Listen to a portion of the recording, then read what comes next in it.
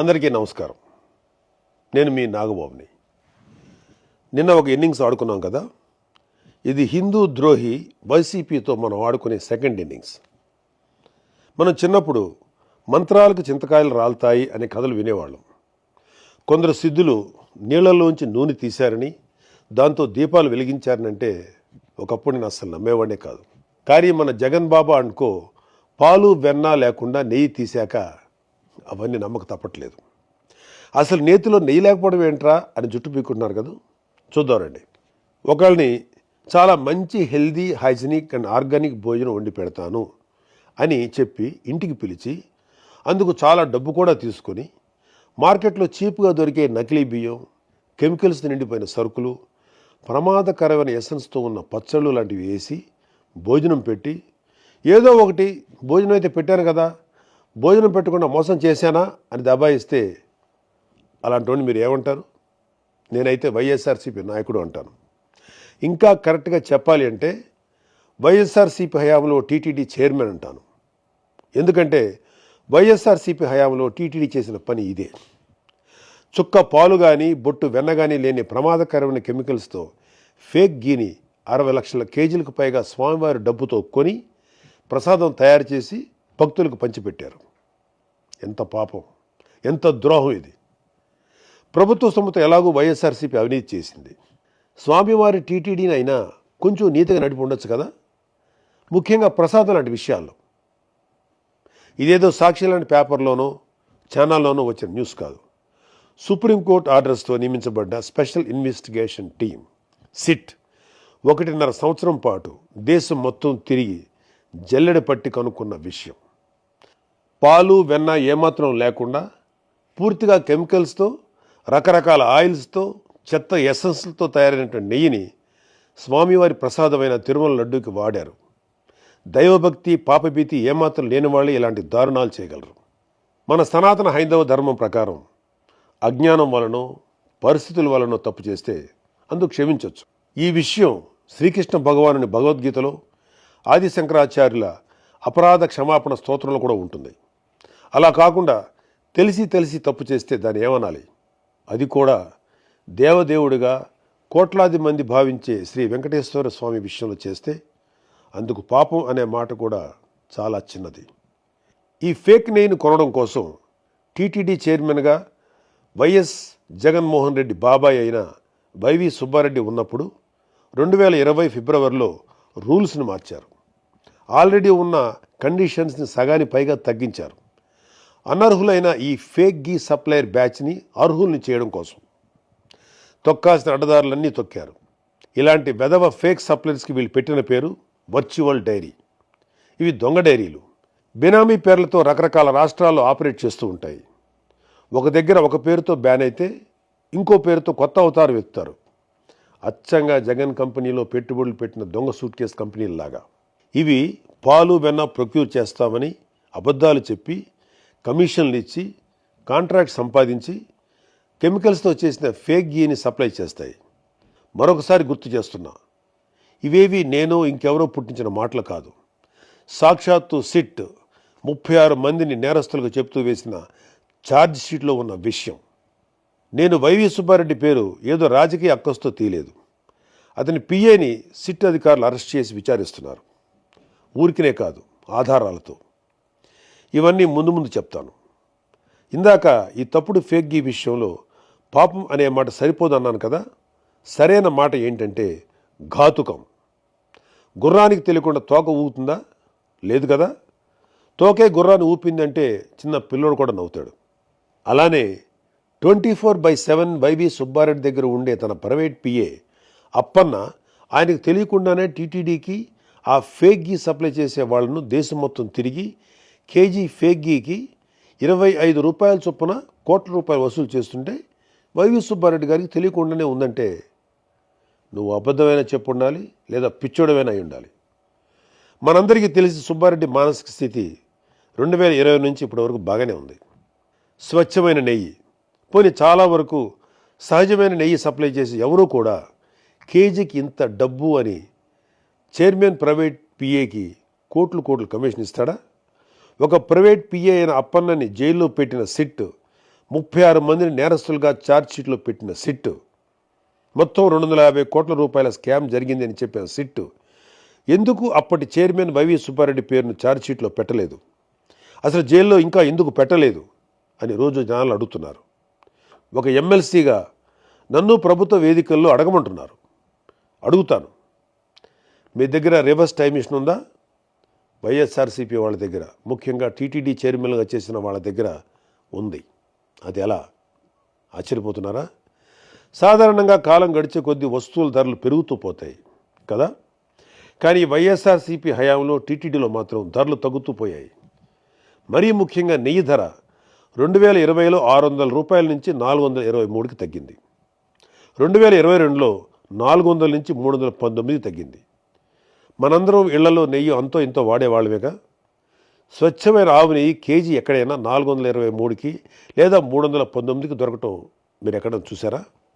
ఎన్ని కేజీలు బల్క్గా కొన్నా కూడా సుమారు 700 రూపాయలు కేజీగా ఉండే నెయ్యి 423కి, 2 ఏళ్ల తర్వాత 319కి రాదు కదా. అంత తక్కువ ధరకు నెయ్యి దొరుకుతుందంటే అది నెయ్యే కాదు అని అర్థం. ఈ విషయమే సిట్ నిర్ధారించింది కూడా. అసలు అది నెయ్యే కానప్పుడు కల్తీ జరిగిందని ఎలా అంటారు అనే మేధావులు కూడా వైసీపీలో ఉన్నారులేండి. అది వేరే విషయం. ఒక సాధారణ భక్తుడు నన్ను అడగమన్నది ఏంటంటే, అసలు వీళ్ళను తక్కువ ధరకు కొనమని చెప్పింది ఎవరు? పూజలు చేసే అర్చకులా? కాదు. కానుకలు ఇచ్చే భక్తులా? కాదు. మరి ఇంకెవరి మేలు కోసం ఈ నెయ్యి ప్రొక్యూర్మెంట్ ధరలు ఇంతలా తగ్గిస్తూ పోయారు? వాళ్ళ జేబులు నిండడం కోసం, పనికిమాలిన ఫేక్ గీని కమిషన్లు తీసుకొని ఎక్కువ కొనడం కోసం చేసిన పని. అడుగడుగునా ఇలాంటి దారుణాలు నెయ్యి విషయంలో చేస్తూ పోయి ఇప్పుడు ఏం కాలేదు కదా అని తిరిగి దబాయిస్తున్నారు. ఉల్టా చౌర్ కొత్వాల్కో డాంటే అనే సామెత ఇలాంటి వాళ్ళని చూసే పుట్టింది. ఒకసారి జరిగితే పొరపాటు, రెండోసారి జరిగితే యాదృచ్ఛికం, మూడోసారి కూడా జరిగితే కావాలని చేస్తున్నారు అని అర్థం. అసలు వైఎస్ కుటుంబం అధికారంలోకి వచ్చినప్పుడే టీటీడీ ఎందుకు వివాదాల్లో ఉంటుంది? ఈ విషయం ఇప్పటి జెన్జీ తరానికి తెలియాలి. అంటే కొంచెం గతంలోకి వెళ్ళాలి. వైఎస్ రాజశేఖర రెడ్డి టైంలో చూస్తే 100 ఏళ్లలో ఎప్పుడూ లేని విధంగా టీటీడీ పరిధిలో ఎన్ని కొండలు వస్తాయి అనే వివాదం మొదలెట్టారు.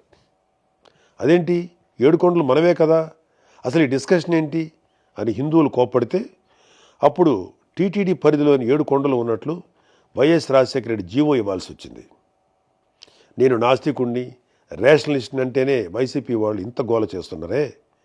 మరి వైఎస్ రాజశేఖర రెడ్డి ఒక నాస్తికుడు, ఒక రాడికల్ స్టూడెంట్ యూనియన్లో పనిచేసి బూతు సుప్రభాతాలు రాస్తూ హిందూ దేవుళ్ళని, ఆచారాలని అవమానిస్తూ వచ్చిన భూమన కరుణాకర్ రెడ్డి లాంటి వ్యక్తికి హిందువులందరూ వద్దు వద్దు అంటున్న టీటీడీ చైర్మన్గా ఎలా నియమించాడు? వైఎస్ జగన్మోహన్ రెడ్డి కూడా అధికారంలో ఉన్నప్పుడు అదే పని చేశాడు. అలాంటి ఒకసారి టీటీడీ చైర్మన్ చేస్తేనే హిందువులు బాధపడ్డారు. అలాంటి రెండోసారి కూడా చైర్మన్గా చేయడం ఎందుకు? హిందువులను బాధ పెట్టడం కోసమా? వైఎస్ రాజశేఖర రెడ్డి, జగన్మోహన్ రెడ్డి వంశపారంపర్యంగా క్రైస్తవులు. మనది లౌకిక దేశం. వాళ్ళ నమ్మకాలని గౌరవించాలి, తప్పకుండా గౌరవిస్తాం.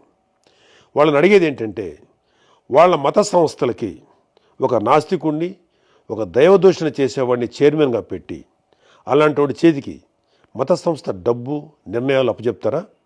లేదు కదా. మరి టీటీడీ విషయంలోనే ఎందుకు అలా చేశారు? ఇలాంటి నిర్ణయాల వల్ల కదా ఇవాళ దారుణమైన కెమికల్స్తో, ఏవేవో ఆయిల్స్తో నిండిన ఫేక్ గీ టీటీడీ ప్రస్తావనలోకి వచ్చింది. గతం భవిష్యత్తుకు దిక్సూచి అవ్వాలి. ఎలాంటి వాళ్ళు వ్యవస్థలు నడిపించారనే విషయాలు ఇప్పటి తరానికి తెలియాలనే ఇవన్నీ చెప్తున్నాను తప్ప ఎవరిని నొప్పించడానికి కాదు.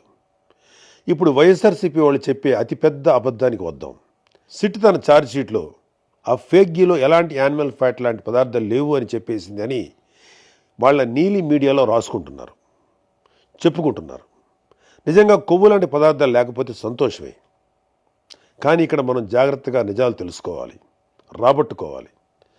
మరొకసారి ఇలాంటి తప్పు జరగకుండా చూసుకోవాలి. 2024లో ఎన్డీడీబీ సిఐఎల్ఎఫ్ నివేదికలో ఏముంది అంటే, నెయ్యి కల్తీ జరిగిన మాట వాస్తవం అని చెప్తూ అలా జరగడానికి 5 కారణాల్లో 4 కారణాలుగా beef tallow, pig fat, fish oil లాంటి పదార్థాలు ఉండటం అని స్పష్టంగా చెప్పింది. ఇప్పుడు వచ్చిన సిట్ ఛార్జ్ షీట్లో ఎక్కడా కూడా ఎన్డీడీబీ సిఐఎల్ఎఫ్ నివేదిక తప్పు అని చెప్పలేదే. చెప్పుంటే మేము కూడా అమ్మాయి అనుకునేవాళ్ళం. సిట్ ప్రస్తుతం ఎన్డీఆర్ఐ ద్వారా చేయించింది లార్డ్ అంటే పందికొవ్వు టెస్ట్ మాత్రమే. అది కూడా 10% కంటే తక్కువ ఉంటే మేము చెప్పలేము అనిందే తప్ప ఇతిమిద్దంగా లేదు అని తేల్చలేదు. లేదు అని తేల్చుంటే మాకన్నా సంతోషపడేవాళ్ళు ఇంకెవరూ లేరు. ఇప్పుడు జరిగింది nuclear DNA based PCR test మాత్రమే. ఇంకా ఎంటీ డిఎన్ఏ బేస్డ్ టెస్ట్ జరగాలి. ఎన్డీడీబీ రిపోర్ట్లో చెప్పిన అన్ని జంతు పదార్థాలకు జరగాలి. అప్పుడే ష్యూరిటీ శాంక్టిటీ ఎస్టాబ్లిష్ అవుతాయి. పవన్ కళ్యాణ్ గారు కానీ చంద్రబాబు నాయుడు గారు కానీ శ్రీ వెంకటేశ్వర స్వామి మీద అచంచల విశ్వాసం, భక్తి, గౌరవం కలిగిన వాళ్ళు. జగన్లాగా గౌరవం ఉందని చెప్పి డిక్లరేషన్ పైన సంతకం చేయని బాపుతు కాదు. వాళ్ళిద్దరూ మాట్లాడింది ఎన్డీడీబీ సిఐఎల్ఎఫ్ రిపోర్ట్ ఆధారంగానే. అది ఒక జాతీయ స్థాయి సంస్థ అయిన ఆ రిపోర్ట్ని వాళ్ళు ప్రజలకు చెప్పారు. అంతే తప్ప ఎప్పుడో 2029లో వచ్చే ఎన్నికల కోసం 2024 సెప్టెంబర్లో ఆరోపణలు చేస్తారా? ఏమైనా అర్థం ఉందా? అసలు మన ప్రభుత్వం, ప్రజలు కోరుకునేది ఒకటే. అసలు ఎందుకు టీటీడీ రూల్స్ చేంజ్ చేసి అనర్హులకు కాంట్రాక్ట్ ఇచ్చింది అని, ఫేక్ గీతో ఎందుకు స్వామివారి ప్రసాదం తయారు చేశారు అని, స్వామివారి సేవలో ఉంటూ డబ్బు 250 కోట్ల స్కామ్ ఎందుకు చేశారు? ఇవన్నీ అపచారాలు కాదా? వీటిలో ఒక్కదానికైనా వైఎస్ఆర్సీపీ నాయకుల దగ్గర సమాధానం ఉందా? లేదు. ఎంతసేపు సిట్ ఛార్జ్షీట్లో ఉన్న ఒక సగం టెస్ట్ రిపోర్ట్ని మాత్రమే చెప్పి తప్పించుకోవాలనే తాపత్రయం తప్ప జరిగిన పాపాల పట్ల చిన్న బాధ కూడా లేదు. అది ఇంకా దారుణం. సిట్ మరింత వేగంగా, ఎఫెక్టివ్గా విచారణ, అన్ని రకాల టెస్టులు చేసి ఈ ఫేక్ గీ విషయంలో పాత్రధారులతో పాటు సూత్రధారులను కూడా అరెస్ట్ చేయడంతో పాటు శిక్షలు కూడా పడేలా చేయాలని ఎమ్మెల్సీగా కంటే ఒకటి సగటు భారతీయుడిగా కోరుకుంటున్నాను. నేను చివరిగా ఒకే ఒక మాట చెప్తాను. దేవదేవుడైన వెంకటేశ్వర స్వామి జోలికి వచ్చి ఆ దేవుడి సొమ్ము తిన్న వాళ్ళు ఎవరూ కూడా బాగుపడినట్లు చరిత్రలో లేదు. స్వామివారికి ద్రోహం చేసిన వైసీపీనే కాదు, మేము హిందువులమని చెప్పుకుంటూ ఆ పార్టీని వెనకేసుకొచ్చే ప్రతి ఒక్కడు తల్లి పాలు దాగి రొమ్ము గుద్దే హిందూ ద్రోహులే. ఈ మాట నేను నా ధర్మాన్ని గౌరవిస్తూ ఇతర ధర్మాలను ఏనాడు కించపరిచిన ఒక హిందువుగా, ఒక భారతీయుడిగా చెప్తున్నాను. జై హింద్.